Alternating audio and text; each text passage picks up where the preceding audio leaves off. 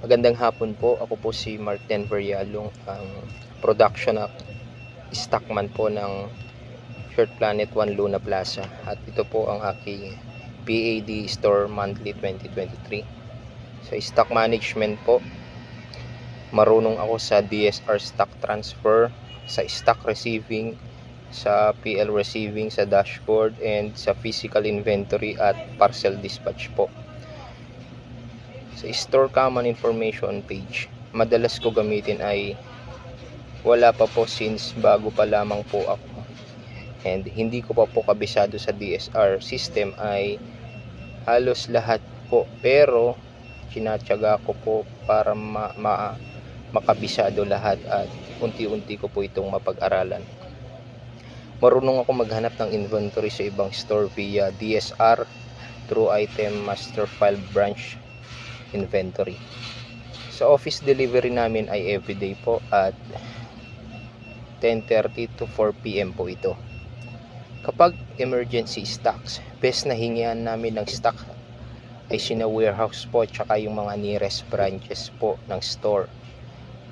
Pinakamabilis na delivery sa amin ay through tricycle pag galing po sa office. And same day delivery galing sa office cut off po ay 4 PM. Through tricycle and delivery makukuha namin by 10 AM and 2 PM. Whiteboard namin ay updated everyday po. Nag-update ako ng stock in within 2 hours galing sa branch or warehouse. Discrepancy namin last month ay 1 transactions, more on short po. Mag-join ako sa topic na wala pa pong naka-schedule for workshop. Naka-assign sa akin na stocks ay lahat po. Overstock rito ay dry fit red medium, CVC red small, maroon CVC medium, dark green na large, and understock kami sa dry fit black, navy blue, small to medium, dry fit white, medium and large, tsaka sa PQ color black 3XL and CVC gray medium.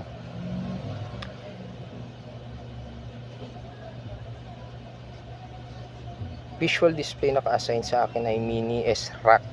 Maayos ito and inaayos po every morning. Rating ko sa akin in terms of discipline is passable dahil nagpo-focus ako sa trabaho kapag oras po ng trabaho. Sa dedication, passable din po. Sinisigurado ko na laging tapos ang trabahong ibinigay sa akin. Sa cooperation po, passable din po dahil kapag may iniutos sa akin, agad ko po itong sinusunod. Work quality, passable din po dahil alam ko po sa sarili ko na tinatapos ko lahat ng trabaho. At sa work quantity, yun nga po, hindi ko po iniiwan ang trabaho kapag hindi tapos. MVP sa akin ay si Ma'am Imelda and Sir Benji dahil sa kanila ako madalas magtanong sa mga bagay na di ko po alam sa store para matutunan ko po ito.